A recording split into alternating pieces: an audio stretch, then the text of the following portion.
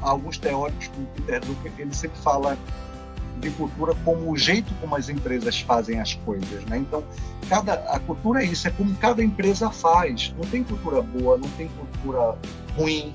Não. Como Isaac Newton perguntou por que a maçã caiu, né? E ele inaugurou a física moderna sem brigar com a física newtoniana, né? Porque tem essa história, né? O medo das grandes visões é alguém pegar e dizer, não, agora rasga tudo, toca fogo no placar de acidentes na frente da empresa, toca fogo no presidente da CIPA, rasga as estatísticas, deleta os Power BIs de segurança, né, de números, indicadores, e vamos só agora por uma... Não é assim. Então, eu trabalhei em muitas multinacionais, mas também em indústrias brasileiras. O que me assusta em qualquer uma dessas organizações são os enlatados. O que são os enlatados? São aqueles programas que você tem que se moldar a eles, né? Independente se a roupa é apertada ou se ela é frouxa.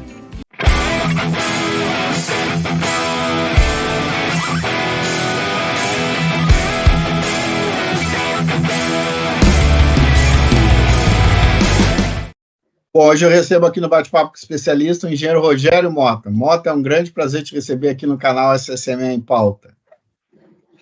Rogério, eu só tenho a agradecer a você o convite. Para mim também é um prazer imenso estar aqui. Sou um fiel admirador do trabalho que você tem feito. Tenho dito isso muito em conversas com colegas de profissão, com alunos na academia, de que atitudes como essa, né, atitudes visionárias, né, de trazer a oportunidade de profissionais com bastante conhecimento, com bastante experiência, com a senioridade de poder falar sobre temas que muitas vezes são difíceis de ser partilhados no dia a dia. Então, parabéns você, para mim é uma grande honra estar com você e quero poder estar sempre ajudando você nesse projeto. Legal, muito obrigado, né? E tenho certeza que muita gente conhece, tu é um profissional sênior, né, com bastante experiência, mas eu sempre peço para os meus convidados aqui para se apresentar, né? Quem é o Rogério Mota, de onde é que tu é, né? Tu tem um sotaque aí, né, bem característico, qual a tua formação? Eu também tenho, né? Eu sou gaúcho, também tenho um sotaque, a gente não esconde, né? Mas é um motivo de orgulho, né? Então é uma coisa legal. Um pouco da tua trajetória profissional, enfim, meu amigo, fica à vontade aí de te apresentar. Obrigado, Rogério. Eu sou engenheiro de segurança do trabalho, né? Já trabalho na área tenho 49 anos, sou pai de Matheus, Cecília, Theo, tenho 2 enteados, Ian e Iago, casado com Jaciene. Trabalho na área de segurança desde 1994, né? Com 18 anos, eu comecei como aluno da antiga Escola Técnica Federal de Pernambuco, sou de Pernambuco, daí esse sotaque, né? É bem característico, onde eu tenho muito orgulho de me expressar através dele, é meu DNA, é minha história, né? Comecei como aluno da Escola Técnica Federal de Pernambuco, no curso de Técnico de Segurança do Trabalho. Em 94, comecei ainda como aluno estagiando e tive a oportunidade de estagiar numa indústria de explosivos, né? Uma fábrica de pólvora, né? Muito antiga em Pernambuco, já era uma fábrica que tinha mais de 100 anos, né? E essa fábrica chamou a atenção de todo mundo na época da escola e da minha família, que ninguém queria que eu fosse estagiar nela, porque ela era bastante perigosa. De fato, ela explodiu. De fato, ela explodiu. Foi o meu batismo, né, na área de segurança. Foi passar por uma experiência, né, que é aquela experiência que ou você sai correndo ou você fica, né? E foi uma explosão que praticamente destruiu a fábrica toda, provocou 6 fatalidades, mais uma quantidade de trabalhadores feridos. Então, no dia eu não fui trabalhar, eu tive um problema com a mãe dos meus filhos, na época era noiva. Eu precisei socorrê-la, naquele tempo não tinha celular, não tinha internet, não tinha nada, então todo mundo pensou que eu tinha morrido. A escola técnica parou, né, porque o rádio dizia que tinha morrido todo mundo, aquela história toda. E aí eu terminei ficando conhecido também na escola técnica como o estagiário sobrevivente, né? Então,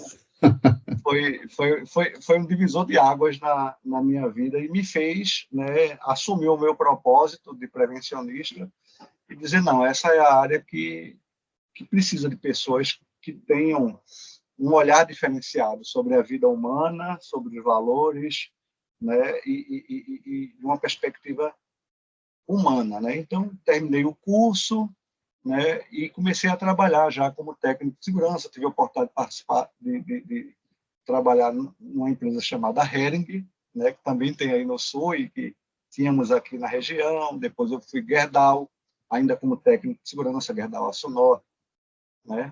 Depois houve a privatização do sistema Telebrás, e aí vieram as empresas de telecomunicações, né, que ganharam as concessões, e eu fui trabalhar numa empresa de telefonia celular privada, né, e quando a experiência do Brasil era só em empresas estatais. E fomos montar essa empresa, a BCP Telecomunicações, né, uma sociedade entre o Banco Safra e a Belsalt Internacional. Então, passei 9 anos nessa empresa, saí já quando a Claro, né, a Telmex do México, comprou e virou Claro. E aí, nesse inteirinho, eu me formei na área de educação, fiz uma graduação na área de educação, fiz a minha graduação na área de engenharia, né, entrei, né, a segunda turma de engenheiros ambientais, né, fomos cobaias do currículo, transformando o currículo da engenharia química para a engenharia ambiental, né, e, em paralelo, atuando na área de segurança. Depois fiz a especialização em engenharia de segurança na Escola Politécnica de Engenharia de Pernambuco. Tive a oportunidade de fazer uma especialização MBA na área de engenharia de produção, qualidade. Fui da primeira turma de especialização de ergonomia da Universidade Federal de Pernambuco, no ano 2000, né? Então já estou na área de ergonomia há 24 anos, né? Para mim também foi um outro divisor de águas, onde eu vi que eu não era maluco, né? Por ter vindo de um curso na área de educação e outro na área de engenharia. As pessoas diziam como é que eu ia usar o meu cérebro para pensar em qual seria meu referencial, se era cartesiano, se era humanista, né? E a ergonomia, ela veio dizer para mim que tudo isso, que não existe divisão, né? Que a engenharia, ela é humana, né? E a ergonomia, ela trata de fatores humanos, ela trata da engenharia de sistema e de performance, de desempenho, ela é cognitiva, ela é física, ela é organizacional. E aí eu me encontrei nessa área, né? Tive a oportunidade de migrar da área de telecomunicações para a indústria naval, né? Participei da construção do maior estaleiro das Américas, né? Foi o estaleiro Atlântico Sul, em Pernambuco, um empreendimento de 360 milhões de metros quadrados, numa região onde nunca se tinha histórico de construção naval, né? E montamos esse estaleiro do zero, né? Um estaleiro que tinha uma carteira para fabricar petroleiros, fabricar o Laueru, né? O casco baixo de uma plataforma de petróleo, fazer a conversão de um navio comprado na China para uma FPSO. Então, passei 7 anos na indústria naval, né? Entre o estaleiro Atlântico Sul e o estaleiro Naval Mare, um estaleiro italiano, onde nós montávamos turbogeradores, turbomáquinas. Nesse intervalo, eu tive a oportunidade de entrar no mestrado em ergonomia. Fui da primeira turma do mestrado de ergonomia da Universidade Federal de Pernambuco e prestei concurso público, né, para o Instituto Federal de Educação. E aí, já fazem 10 anos que eu estou no Instituto Federal de Educação, dividindo a minha vida, um pé na academia, né? Sou professor 20 horas, então eu consegui, durante todo esse tempo, depois que eu saí do estaleiro, eu fui para a indústria naval, indústria automotiva, a construção do polo automotivo da Jeep em Pernambuco. Tive a oportunidade de passar pela Alpargatas, indústria calçadista, Unilever, né? E equilibrando o tempo com a academia, né? Fiz o mestrado, assumi o emprego público, comecei a lecionar nos cursos de engenharia e nos cursos técnicos, nas pós de engenharia de segurança, e estou terminando meu doutorado em segurança e saúde ocupacional na Universidade do Porto, já que aqui no Brasil não se tem um programa de doutorado integral em saúde e segurança, né? Então, eu fui buscar na Universidade do Porto essa formação, por inspiração de alguns outros colegas nordestinos que Legal. desbravaram a Europa para buscar essa formação, né? E a qual eu recomendo para todos os colegas que estão nos assistindo, buscar uma formação avançada em segurança numa escola tão renomada como a Universidade do Porto, uma das mais antigas e com um índice de qualidade bastante admirável. Então, estou nessa área já há 29 anos, né, na área de segurança. Continuo hoje, eu possuo uma consultoria, né, se chama Compliance Engenharia, né? A ideia é pegar esse tempo todo de jornada e colocar à disposição desse mercado, ajudando as empresas a se manterem em compliance na área de saúde, segurança, meio ambiente, né? Ergonomia. Tenho feito alguns trabalhos, estou fazendo formação de conselheiro, né? Tenho uma pretensão, né? Já estou atuando como voluntário em 2 conselhos consultivos, mas abrindo esse caminho para profissionais como você, como eu, como outros colegas que passaram aqui pelo canal, que têm muitos anos de experiência e que podem ajudar as organizações a, a trazer os valores certos de saúde e segurança para que isso possa ajudar a alavancar uma cultura, né? Uma cultura sólida, uma cultura consistente, né?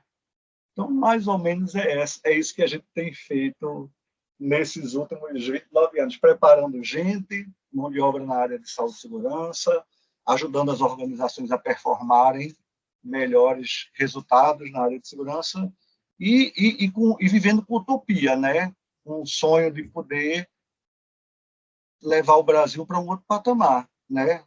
Se não o Brasil, mas pelo menos aqui o nosso Nordeste, que é tão carente, mas que também tem um papel tão importante na nossa economia nacional.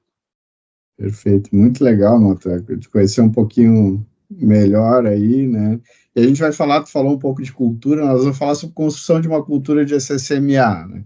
Se a gente pegar o conceito de cultura organizacional, ele está muito ligado a conjunto de valores, crenças, né, normas, comportamentos, práticas compartilhadas. Tem até quem diga, né, que a personalidade ou o DNA de uma empresa, né, que molda a sua identidade única, influencia, né, a maneira como os colaboradores interagem entre si com o ambiente de trabalho. E no meu entendimento, isso ao longo dos anos eu fui tendo esse entendimento um pouco diferente. Quando a gente fala em construir uma cultura de SSMA, e a gente usa esse termo, né, eu acho que faz parte, mas para mim significa hoje, né, inserir saúde, segurança e meio ambiente na cultura da empresa, na cultura organizacional, não é algo concorrente, né? O que tu acha disso e como que a gente consegue identificar se uma empresa tem segurança, saúde e meio ambiente inseridas na sua cultura? Rogério, a vida pregou algumas peças comigo e aquilo que era desesperador passou a ser uma ponte para trazer para o lugar que eu estou, como ser humano, como profissional, né? Por 2 vezes na minha vida profissional eu fui arrancado, eu fui abduzido da área de SSMA, né? Para assumir posição em outras áreas do negócio. Então, na telecomunicações eu fui puxado para a área de facilities, a área administrativa, né? E no estaleiro, um belo dia eu cheguei para trabalhar e o meu diretor japonês, a qual eu tenho uma gratidão imensa por ele, já é falecido, Toshikatsu Yamada, ele disse para mim: amanhã você começa na produção. Aí eu disse: mas quem disse isso ao senhor? Que eu vou começar na produção. Ele disse, está decidido. Aí, sou rua. Como eu tinha 2 pensões alimentícias para pagar, eu disse, claro que eu aceito. Né? Então, a partir de amanhã, eu estou. Agora, tem uma coisa.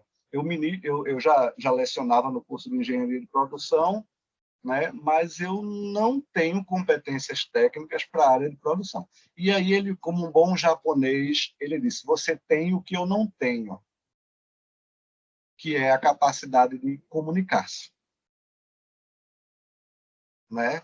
E eu vou precisar de você porque eu vou trazer um outro executivo de Singapura e ele tem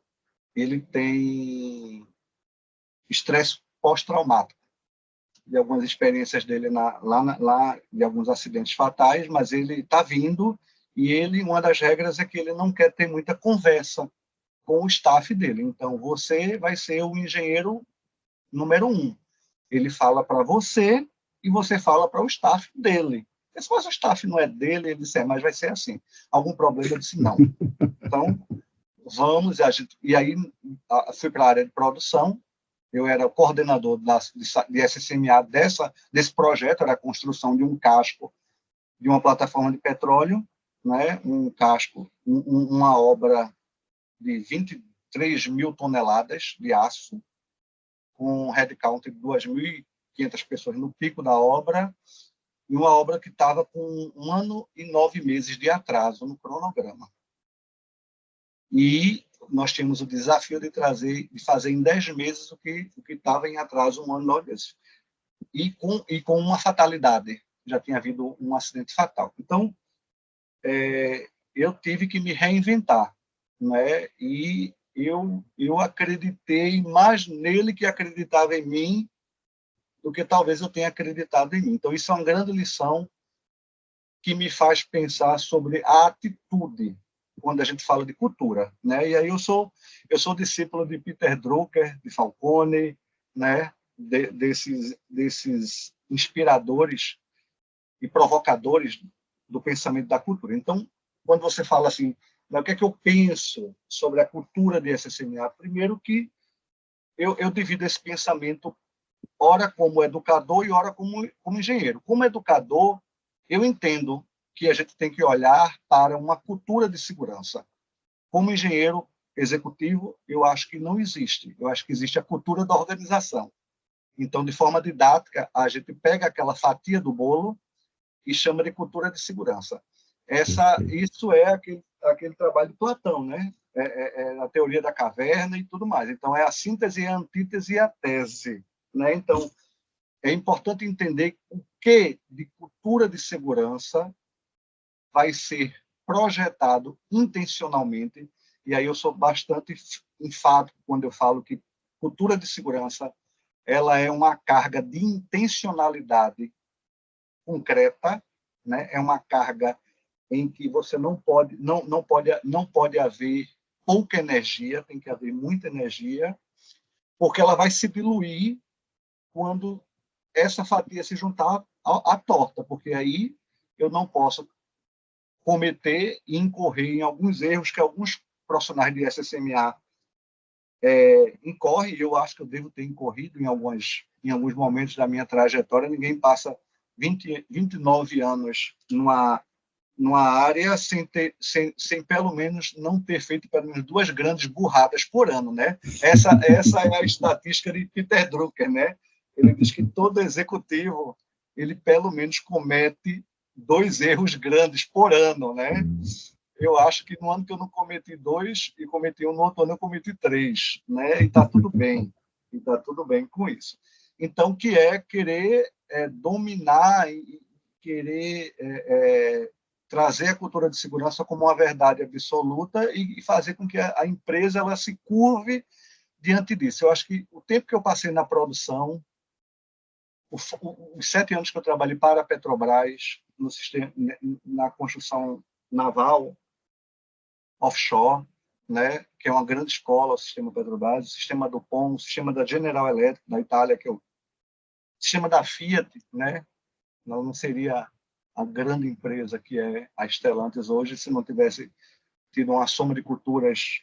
Então, eu sempre fui um bom observador, porque pobre eu já nasci, né? Pobre eu já nasci. Então, como dizia Ariano Suassuna, né? Nosso conterrâneo aqui da Paraíba, nosso vizinho, né? A esperteza é a arma do pobre, né? Então, já que eu não tinha dinheiro, eu tinha que despontar pelo estudo e pelo trabalho, e pela observação. E eu acho que quando a gente se torna, quando a gente abre o nosso coração para a observação, a gente tem oportunidades de pensar no lugar do outro, tentar se colocar. A empatia é algo, muitas vezes, norteado por muita mentira, por muita falácia, né? Mas eu fui produção, eu senti a dor da produção, né? E eu fiz coisas na produção que, de noite, eu dormia e tinha vergonha de olhar para o espelho, para o travesseiro e dizer, mas você não é aquele rapaz que era o coordenador de SSMA, né? E você tomou decisões que com um risco muito maior do que você deveria. E isso me fez, Rogério, me tornar um pouco mais humilde. Então, hoje, a minha relação, quando chego dentro das organizações, quando eu realizo a mentoria com engenheiros de segurança recém-formados, quando eu faço mentoria de executivos na área de segurança, é de ouvir, né? Ouvir muito e entender através da fala, da expressão daquela realidade, porque cada empresa tem uma realidade, cada empresa tem uma cultura, né? Alguns teóricos, como Peter Drucker, ele sempre fala de cultura como o jeito como as empresas fazem as coisas, né? Então, a cultura é isso, é como cada empresa faz. Não tem cultura boa, não tem cultura ruim, tem cultura. Existe uma cultura que busca a excelência, né? Mas não posso buscar excelência sem ter humildade. Então, essa experiência que eu tive fora da área de segurança me fez um engenheiro de segurança melhor, me fez um executivo melhor, porque eu hoje, as contribuições que eu tento dar, ela é muito catalisadora para uma cultura que já existe e que é uma cultura que ela é centrada nas pessoas. Pouco me importa a cultura de segurança se eu não tiver resultados que traga para a direção, né? A certeza de que essa jornada de segurança ela está sendo efetiva, né? Muito mais do que eficiente é ser eficaz. E as novas visões têm trazido essas provocações hoje em dia, né? Já não se briga mais com o zero, né? A gente pode, se a gente ficar aqui conversando, a gente vai fazer uma lista aqui de pelo menos 30 pessoas do meio executivo da área de SSMA que se frustraram e foram demitidos porque as organizações tiveram acidentes, né? E aí, quando tem um acidente, um dos primeiros demitidos é o executivo de SSMA. Né? Aí é uma coisa ingrata, porque a nossa área não manda em nada, nós somos área de apoio. A gente tem uma fatia muito pequena do OPEX, do CAPEX, né? Do headcount, né? Das horas destinadas a treinamento, dos investimentos, da participação em projetos, da busca de benchmark. Então, a gente é muito pouco utilizado dessa forma. Então, resumindo, eu acho que é importante ter esses dois olhares. Então, eu olho, sim, é uma obrigação do profissional da SSMA entender, teoricamente, o que é o processo de cultura, né? Edgar Schein, ele diz para a gente que se você quiser entender a cultura de uma empresa, vá a uma reunião, né? E eu tenho ido a muitas reuniões, né, dentro das empresas. Tem umas que eu saio para beber água e tomar um comprimido para dor de cabeça, porque você não, né? Se eu tivesse hipertensão, eu já tinha infartado, né? Graças a Deus. Eu não tenho, né? E a gente vê o quanto né, a falta desse conhecimento do profissional de segurança leva ele a adoecer também. Então, em tempos de saúde mental, né, olhemos para a saúde mental dos times de SSMA. Né? As organizações estão doentes, né? E ela vem tomando, muitas empresas vêm tomando decisões extremamente equivocadas, né? Muitas vezes sem escutar os profissionais de segurança. Então, o profissional de segurança, além de tudo, ele tem que se fazer presente, ele tem que se fazer visto, né? E ele tem que ter elementos teóricos e de abertura para que a empresa aceite que ele entre para bater esse bolo da cultura organizacional, onde ele possa colocar os ingredientes de segurança. Tem colegas que brigam com a empresa querendo enfiar de goela abaixo uma cultura de segurança, porque numa empresa que eu trabalhei era feito dessa forma, da empresa que ele veio era outra, cada executivo que vem com uma história que traga uma receita de bolo. E aí eu tenho dito, né, que o papel de cada empresa é ela construir a sua própria cultura. Né? Ouça todos, né? Ouça todos, né? Oportunize conversas, né? Esteja atento, assista o canal, aqui passa profissionais de diversas organizações, de diversas culturas, e vá fazendo a síntese. É o seu olhar. Eu digo que a cultura ela é o resultado do conhecimento, e o conhecimento é o nosso óculos, que nos salva de uma miopia, né? Que é a falta de conhecimento. Então, está hoje em conselho, está hoje fazendo mentoria de executivos, o meu papel ele é muito menos do dono da verdade, né? E muito mais daquele que ouve e que no momento certo, né, traz contribuições para que possam ser somados a essa cultura, né? E ajudar a empresa, e a cultura não se constrói do dia para a noite. Então, esses verbetes que a gente usa, né? Uma jornada, a cultura de segurança é uma jornada. Uma cultura de segurança não se faz em um ano, no mínimo 5 anos para você ter já elementos que traga o resultado de rituais, Isso de símbolos. eu já ia te questionar isso, Mota. Se a gente pegar, né, como tu falou, uma cultura de uma empresa, ela não se constrói assim tão rápida, né?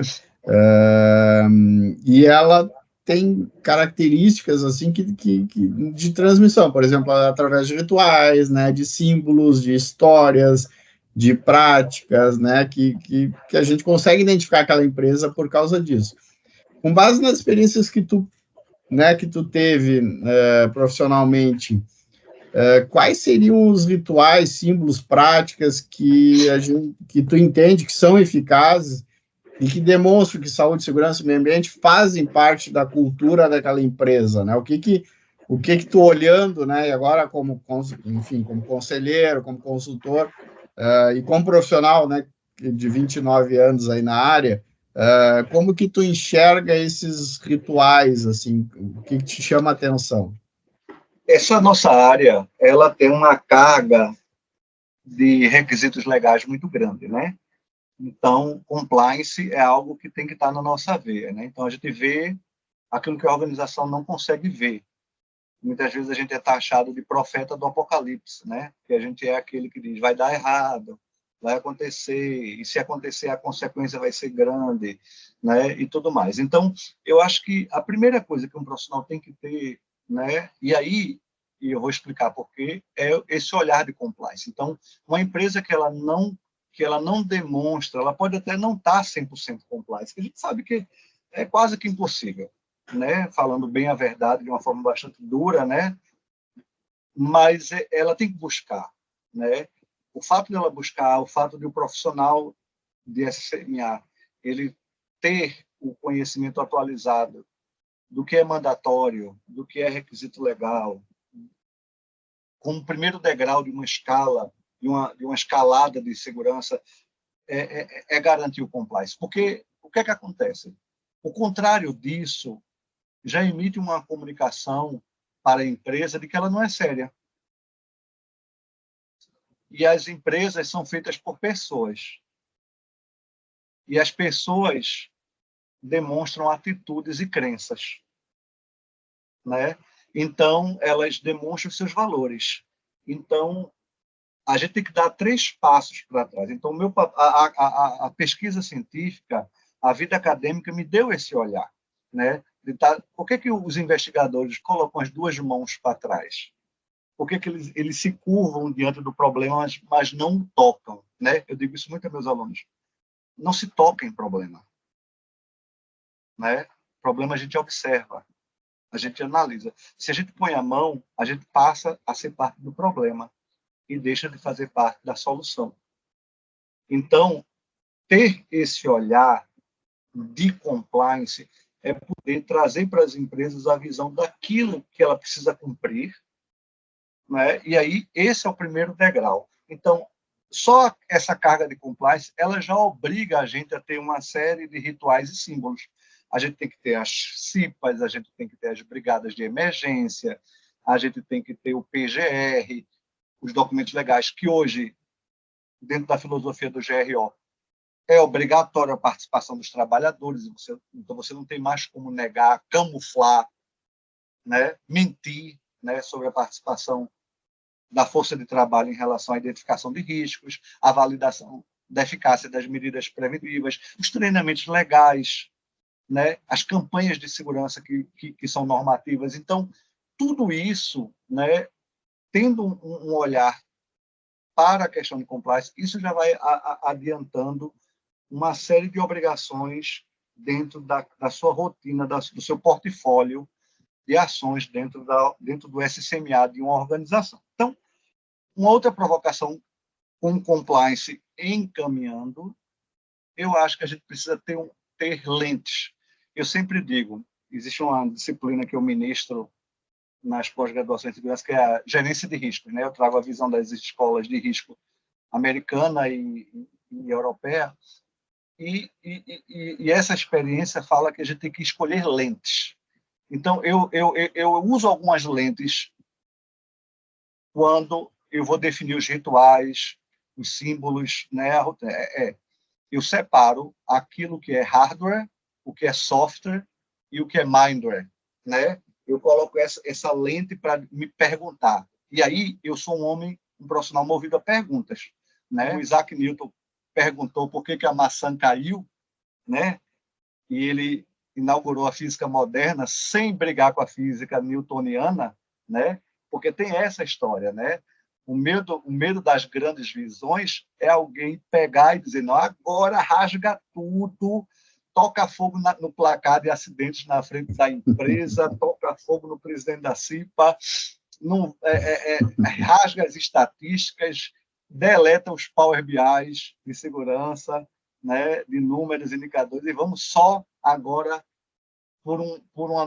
Não é assim. A gente vê na ciência que o caminho não é esse, né? Isaac Newton, inclusive, Einstein pós-Newton, né, descortinou outras, né, possibilidades em relação ao conhecimento da astrofísica, do universo, da física quântica, sem negar Newton, né, e sem negar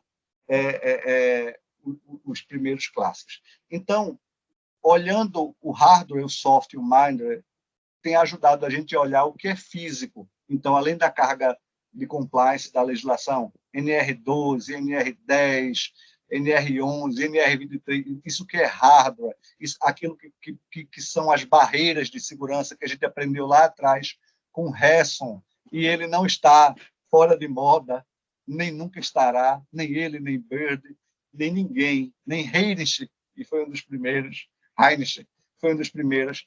Então, olhar para aquilo que é físico, aquilo que mata, que corta, que queima, que fratura, que machuca, né? Olhar para essas camadas de proteção ligado ao hardware. O software são os projetos, são os sistemas de gestão, né? São as ferramentas, né? O que é que tem mais aderência àquela empresa? O que é que ela faz, né? O que é que pode emergir da experiência daquele time de executivos, da da linha da supervisão. O que que eles já sabem, o que eles trazem de conhecimento. E aí as escolhas, elas são mais eficazes, né? Quando ela vai dando sequência àquilo que já emerge da experiência desses profissionais que estão dentro das organizações. Não adianta inventar a roda, né? E o Mindware, o que é a dimensão do Mindware? É da cultura, é repensar crenças, é repensar valores, né? É repensar olhar, práticas, né? Mudança de hábito, né? Einstein dizia que era muito mais fácil desintegrar um átomo do que mudar um comportamento, e ele não estava errado, né? É muito difícil. Então, mas a construção de uma cultura como algo dinâmico, como algo vivo, como algo sociotécnico, como algo socialmente construído dentro da organização e com uma carga de intencionalidade, pressupõe essa abertura. E aí, esses rituais, esses ritos, esses símbolos, eles têm que emergir daquilo que a organização tem e para onde a gente quer levá-la, né?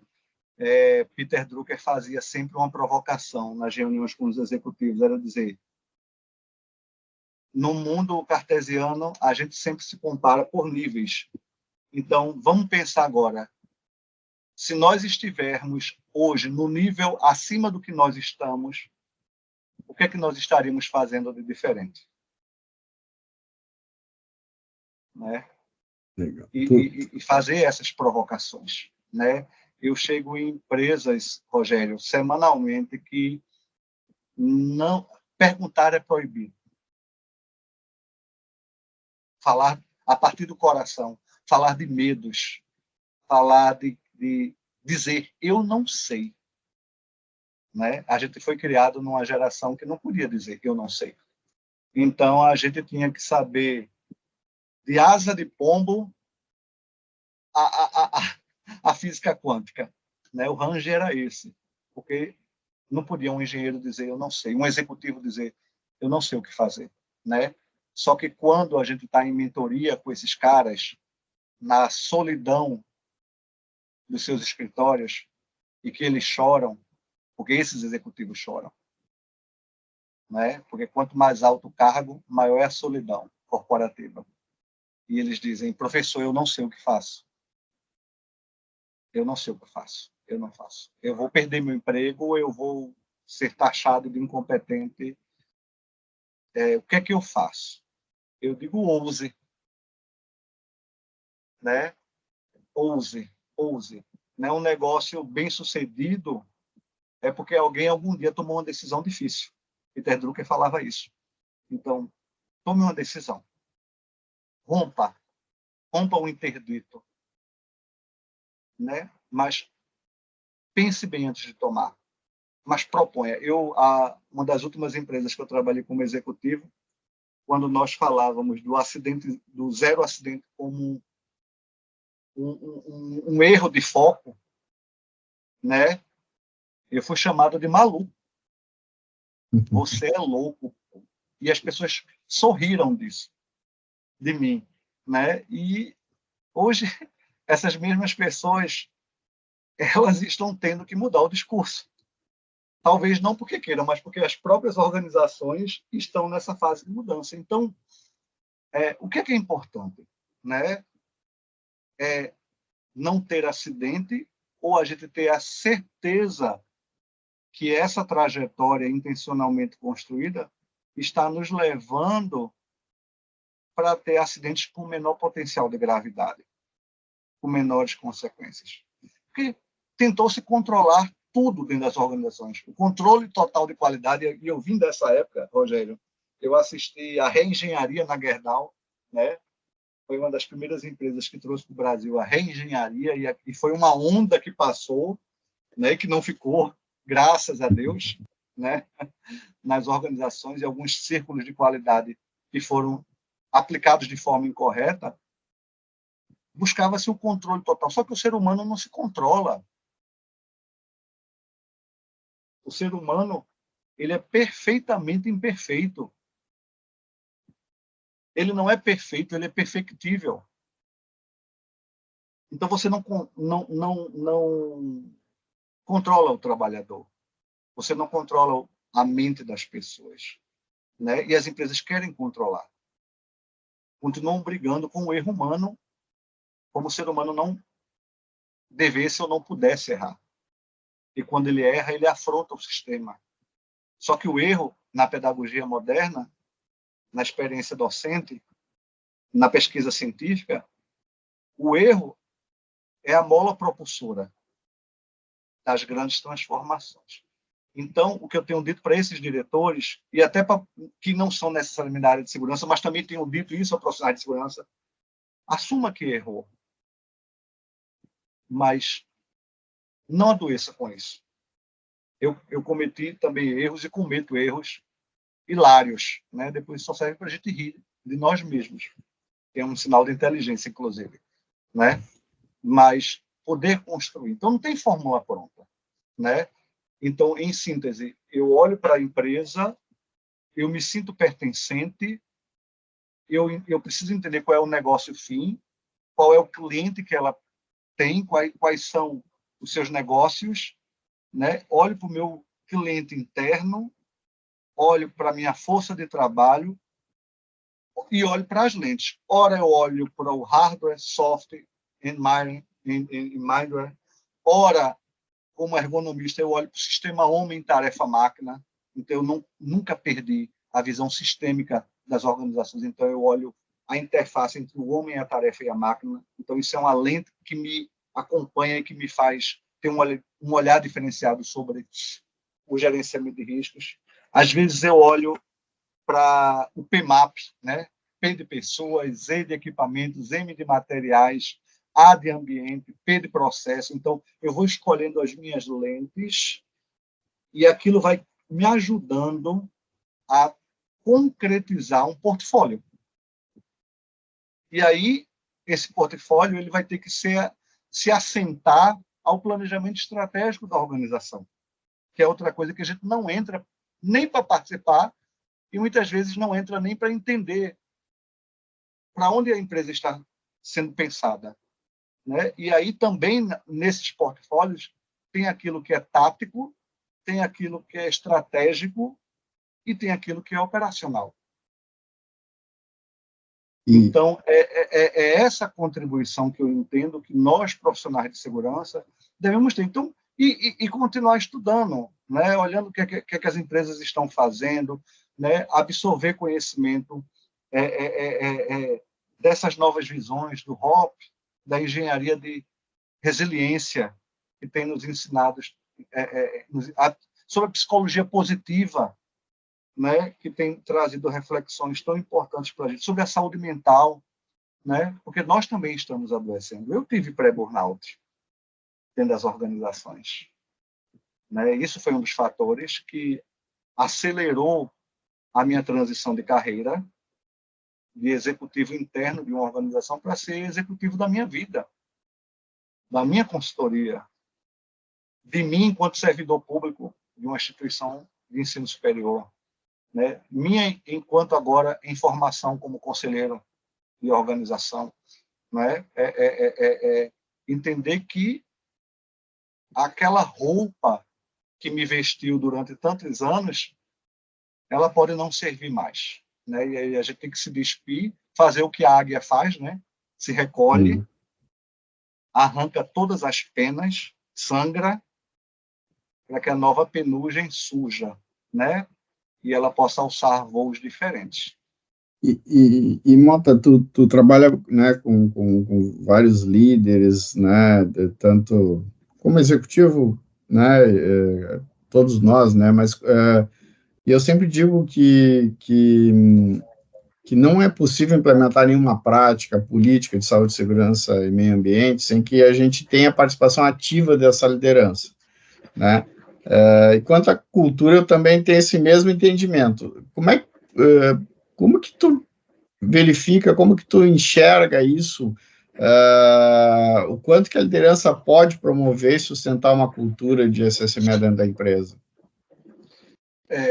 De novo, assim, Rogério, quando a gente faz a escolha das estratégias, né, o que é que eu tenho feito? Né? Eu tenho olhado, eu não chego numa organização sem fazer um bom assessment, né? Conhecer essas pessoas, esses líderes, quem são eles? E aí eu quero conhecer todos. Eu quero do primeiro nível de liderança ao último, né? E eu vou escutando eles, e eu faço perguntas. Eu não faço julgamento. Eu faço perguntas, peço licença para tomar minhas anotações. E muitos ficam assustados, né? Até olham para o papel, o que é que eu estou anotando. Eu mostro, olha, eu estou anotando isso aqui, né? Porque eu preciso entender como eles pensam, né? Porque a liderança, né? Ela é a bússola da organização. Agora, ela não faz nada só. Só que tem líderes que ainda não entenderam isso, né? Que vai para a autocracia, vai muitas vezes para o distrato, vai para os gritos, vai para as humilhações, vai para a imposição do, do poder, né? O que tem falado, Peter Drucker falava isso de uma outra forma antigamente, mas trazendo para as redes sociais hoje em dia, né? O verdadeiro líder, ele é um seguidor, ele tem seguidores, né?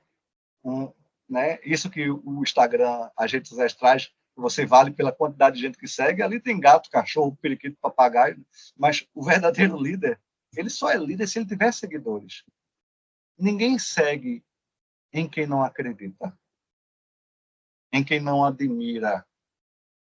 Nós cruzamos as vidas de vários seres humanos e o nosso papel é parir uns aos outros, né?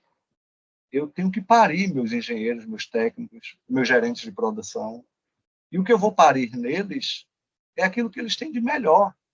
Se eu olhar para a parte ruim da liderança, eu não enxergo que terreno fértil ele tem para plantar, né? Então, os SESMITs, as áreas técnicas de segurança, elas têm que ter um grau de resiliência e de humildade muito grande dentro da organização.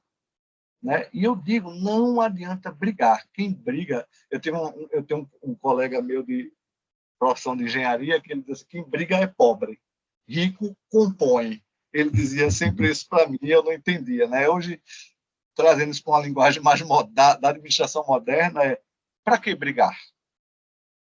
Para que brigar? O componente político dentro das organizações é muito grande. Tem uma hora que isso não... Eu trabalhei numa organização que era tão política, que as coisas não andavam, porque existia um jogo de proteção horizontal tão grande que a transformação não acontecia. E aí, um belo dia, a gente acorda e diz assim, foi bom até hoje. Foi bom enquanto durou. E está tudo bem você se permitir dizer, eu fiz até aqui. A certeza de que é uma corrida de bastões. O profissional de segurança ele tem que ter esse olhar. A gente não vai mudar. A segurança ela não pode ser centrada na área de SSMA. A segurança de uma organização ela é centrada na cultura.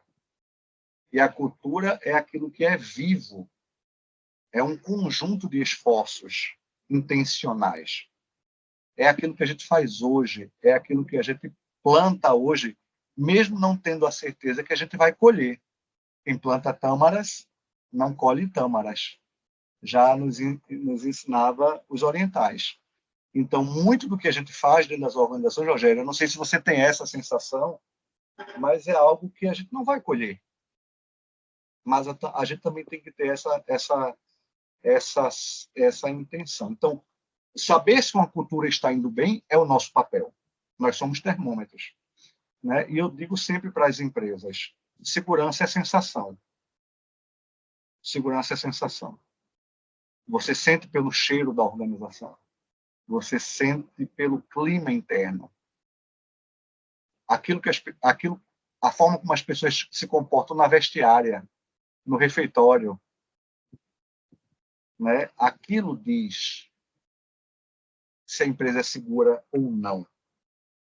Pode ter 1000 placas, 1000 barreiras físicas, mas se as empresas não for um espaço de aprendizagem, de troca de experiências, né? Hoje a gente fala muito em engajamento, né?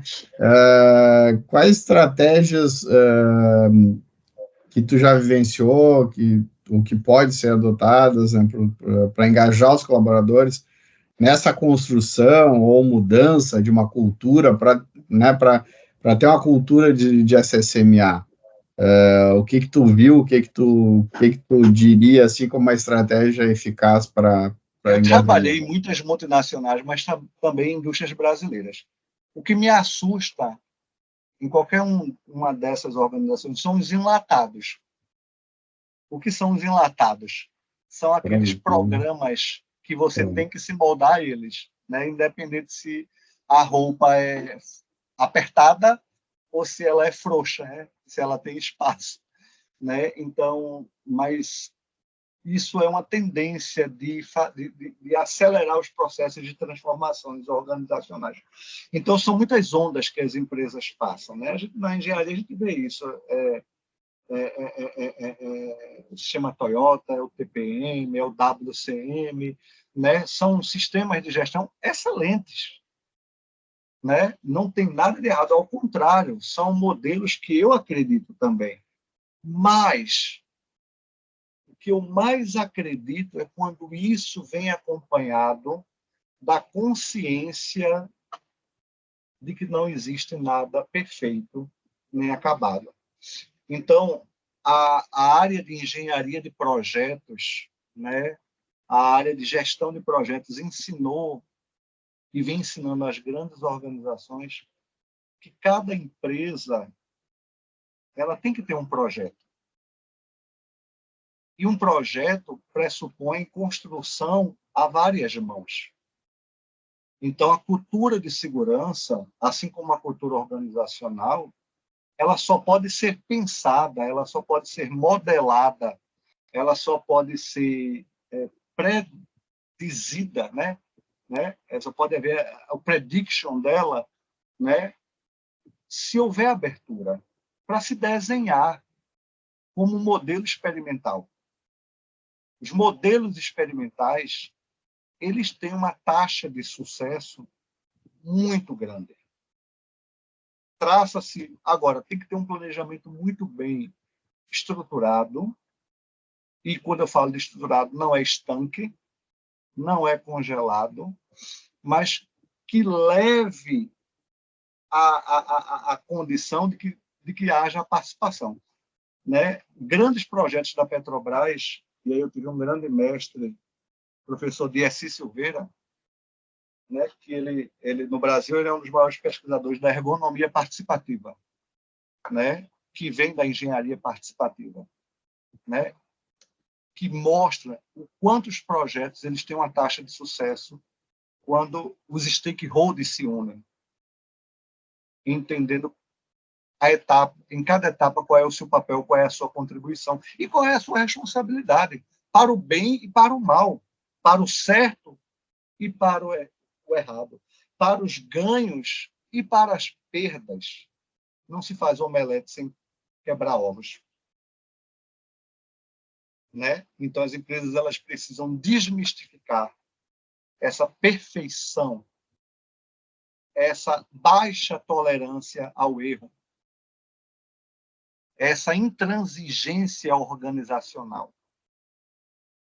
As empresas, os grandes startups, e aí quem está ligado nessa onda de startups, né? Nessas empresas unicórnio, o lema é proibido proibir, é proibido definir em concreto aquilo que deve ser construído.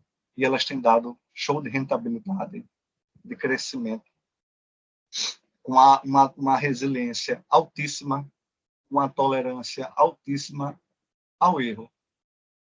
problema é que na nossa área de SSMA, o erro ele ainda é acreditado como algo que pode ser evitado, né? E não pode, não pode. Nós somos seres humanos, nós somos seres errantes.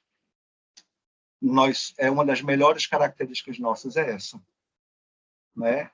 Não sermos controlados. Ninguém controla. Leonardo Boff, que é um teólogo, ele dizia que aquele submarino que afundou com os tripulantes dentro, ele tem certeza que tinha um daqueles tripulantes dando uma banana para o universo e dizendo que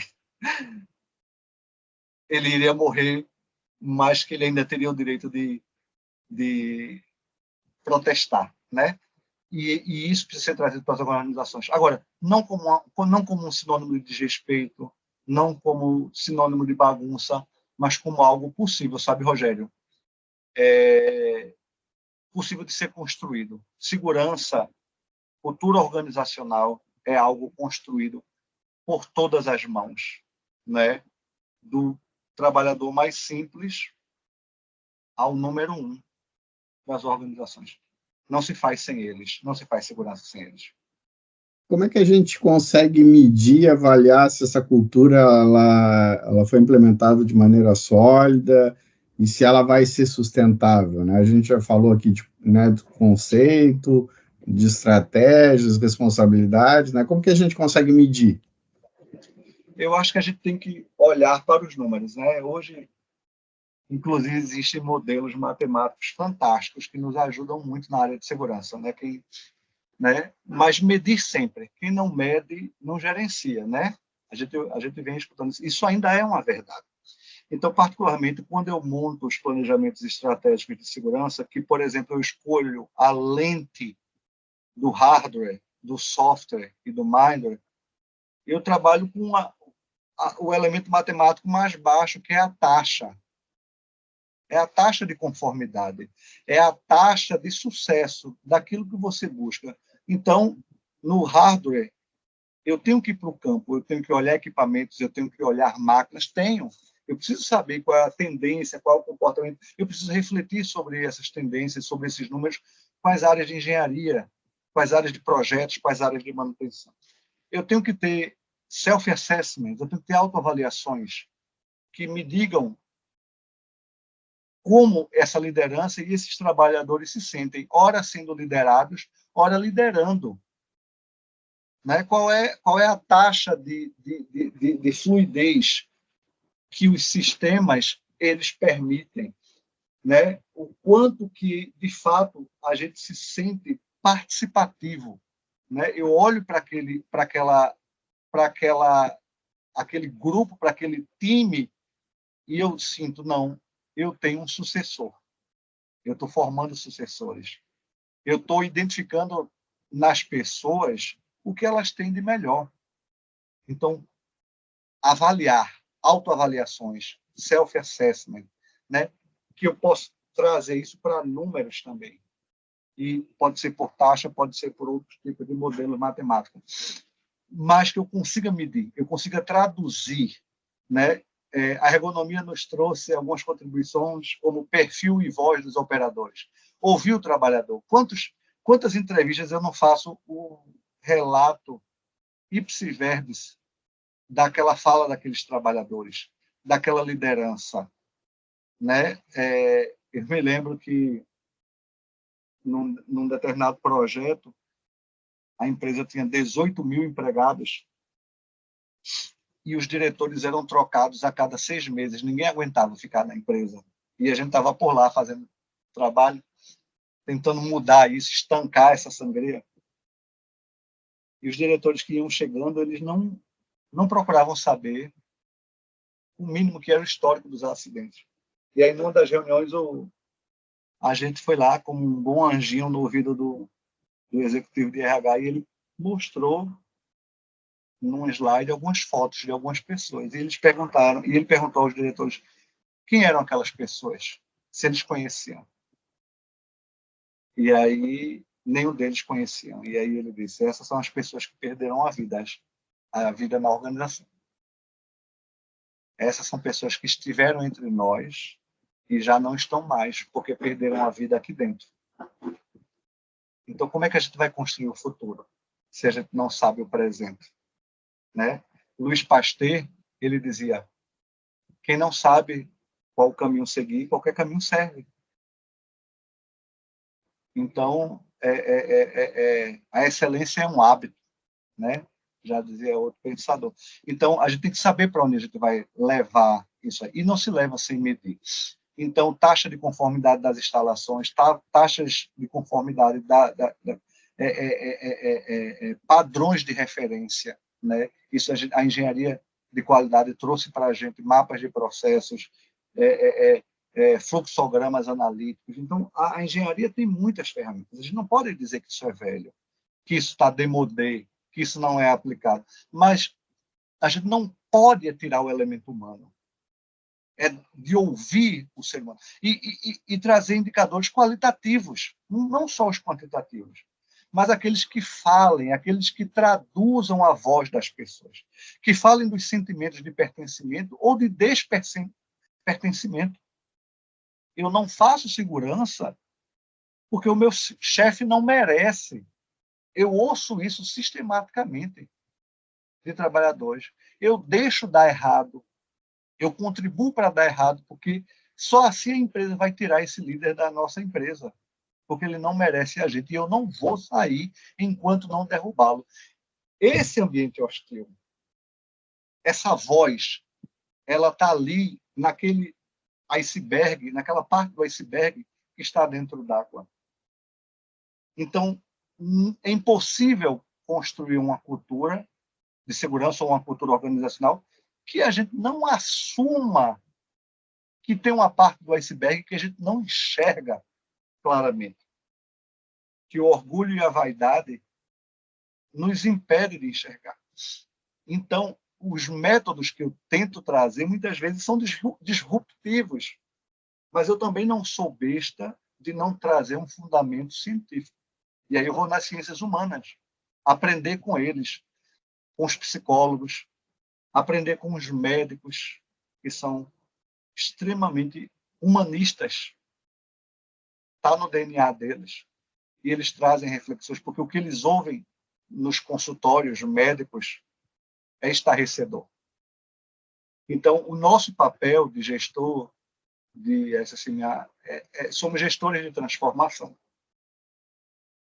de mudança. E não se faz mudança sem tentar o novo. Se você quiser os mesmos resultados, continue fazendo as mesmas coisas. Então, eu trago isso para as empresas. Algumas olham para mim e dizem assim, tá bom, a gente vai pensar se vai levar o projeto adiante. Outros já embarcam e nós fazemos aventuras incríveis, de muita beleza, de muitas lágrimas, de nós nos emocionarmos com os resultados que são construídos, que era aquilo que se dizia que era impossível. Então, como eu não ouço quando alguém me diz assim, Rogério Mota, isso é impossível, né? E aí eu escuto aquela voz que diz assim, não me disse que era impossível, então eu fui lá e fiz. É essa visão utópica que tem que estar junto com a visão da engenharia cartesiana, tal qual a gente foi formado, mas abrir o coração para essas possibilidades. As empresas, elas são feitas por seres humanos e corações. A gente só precisa, Rogério, e aí eu vou falar, me permita a licença poética, eu vou dizer que as empresas hoje felizes, que têm um ambiente ameno, que as pessoas têm um grau de engajamento, né? São aquelas empresas que têm cultivado a espiritualidade. São aquelas empresas que têm dito que nós somos um projeto infinito, que nós somos inacabados, que nós precisamos estar felizes, e a nossa saúde mental depende desse bem-estar, depende de boas conversas. Eu tenho visto profissionais de segurança que muito me orgulham, homens conduzindo grupos de masculinidade tóxica dentro das organizações. E isso reflete lá no número de acidentes, né, de pessoas que têm falado sobre infância, sobre adolescência, sobre sonhos, sobre voltar para a universidade para estudar, né? É isso. Legal, Peço meu amigo. desculpas se nesse momento final a gente devagou um pouco, mas não existe mudança sem utopia. Se eu não acreditar que algo pode ser de fato diferente, Legal. eu vou ser mais um, e eu não posso ser mais um. Legal. Eu tenho que fazer a diferença. É esse o propósito. Eu acho que o profissional de segurança ele tem que encontrar o seu propósito dentro das organizações e qual é o seu papel construindo uma boa fatia de cultura de SSMA para fazer parte do grande bolo que é a cultura organizacional. Ótimo. Mota, a gente vai ficar a noite inteira aqui, se deixar a gente ficar a noite inteira conversando aqui, mas eu quero muito agradecer a tua disponibilidade, a tua participação aqui no canal, foi um prazer te conhecer, né, conversar aí esse tempo que a gente está aqui. Temos muito em comum, né, da mesma geração, né, tem o filho Mesmo Matheus. nome. Isso, mesmo nome, tem o filho Matheus também, então olha aí. tem bastante coisa em comum. Trabalhei na Gerdau, trabalhamos na Gerdau. Isso, trabalhamos na Gerdau, temos um amigo em comum que é o Enio, um grande... para mim também o Enio é uma referência muito, muito grande, assim como para ti também, né, que a gente já conversou. Então, eu fico muito feliz de te receber aqui no canal SSM em Pauta. Muito obrigado. Tem muita gente boa aqui no Nordeste que quer se integrar, que tem um propósito parecido com o seu, que é trazer oportunidades de diálogo, né? E pensar segurança de forma diferente. Tá ótimo. Muito obrigado. Um abraço, Rogério. Um abraço a todos do canal. E aí, gostaram desse vídeo? Então se inscreva lá no nosso canal e ative o sininho para receber as notificações dos próximos vídeos. Muito obrigado e até uma próxima.